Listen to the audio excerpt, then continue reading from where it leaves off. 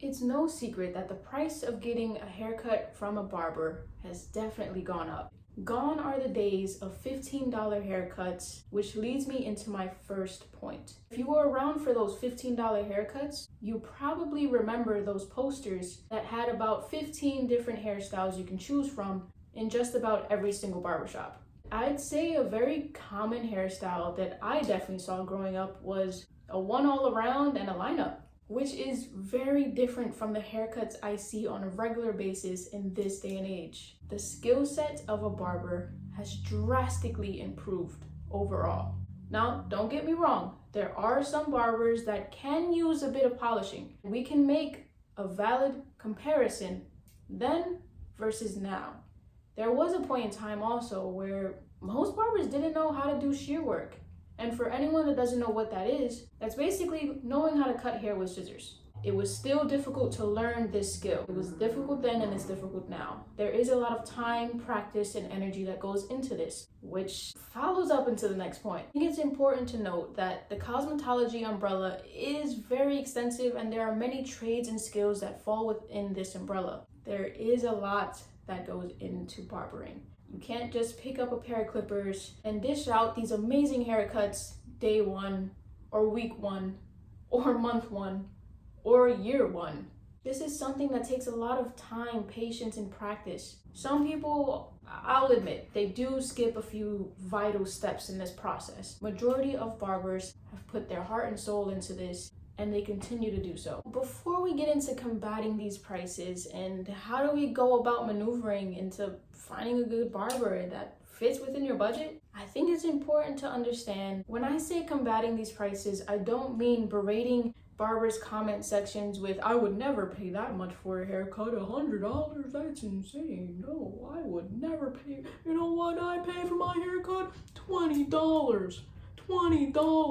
And I will never pay more than $20 for a haircut.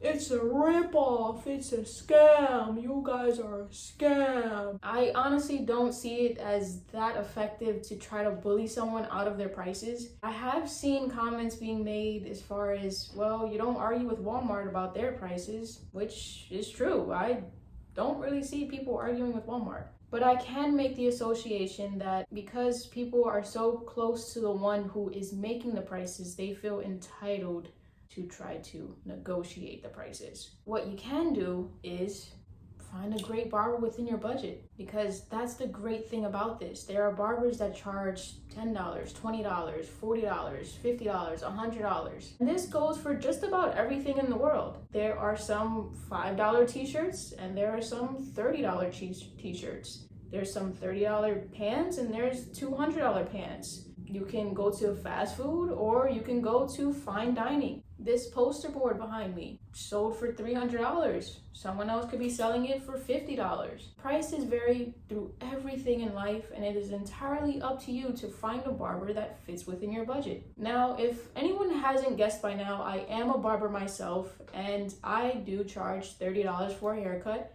and $40 for a haircut and beard. I believe that's reasonable, and others may disagree with me, and that's okay. Because luckily, there's still barbers out here charging $20, $15. When I first started cutting hair, I was charging $8, $10, $12 a haircut. And that was because I knew that I was still in the learning process. So I was okay with charging that. And this was about in 2019. So I haven't made an insane jump from $10 to where I am now, which is $30 for a haircut and $40 for a haircut and beard. But again, it just depends on how you look at it. If you look at it like, no, that is a crazy increase. Over the last 5 years, you went from $10 to $30, that's insane. You can look at it that way, or you can understand that I've put the time, effort, and money into this craft and I've gotten better. And what I can confidently say is there are people that are more than happy to pay the price and tip me very well. Which I'm not saying that to brag, I'm just re-emphasizing the fact that how important it is to find somebody within your own budget. There is a saying that you get what you pay for. Most sayings are sayings because they hold some truth to them. With all that being said, times have definitely changed. And with time changing, inevitably so does the economy. And I know that's not an answer that many people like to hear, but it's just the honest truth.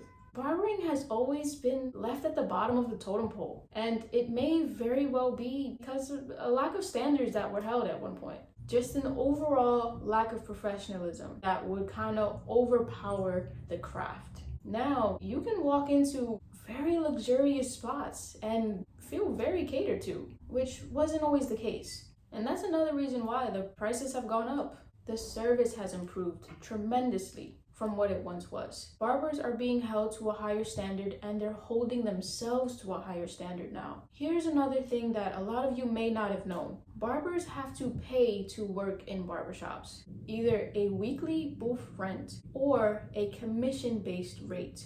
They may be obligated to giving up 40% of their earnings to the shop owner. If a barbershop is being run by booth rent, then the barber is obligated to pay a flat weekly rate. This rate does vary, and it just depends honestly on what the shop owner wants to charge. Just because you're paying a high booth rent does not guarantee that you will be making money. It does not guarantee you clients. It's just guaranteeing that you're gonna have to pay this every single week or you're gonna have to leave. And that's just how it works. I personally don't agree with how it is ran, but this is how it's been done for so long. And I do believe that this is a barber's retirement. Since we don't have any of these benefits, we don't have a 401k plan, we don't have all of these things that you would get from a typical 9-to-5 job. Now, prices of booth rent can be upwards of $175 a week. Definitely ranges. Let's say a barber is working in a commission-based shop and they have to give up 30% of their earnings. Let's say that same barber is charging $30 per haircut. If they give 30% of their earnings, that barber is now left with $21. And that is, of course, every single service that they provide, they are obligated to give that 30%. Now we can get into, okay, well, how do we combat this? The answer is simple.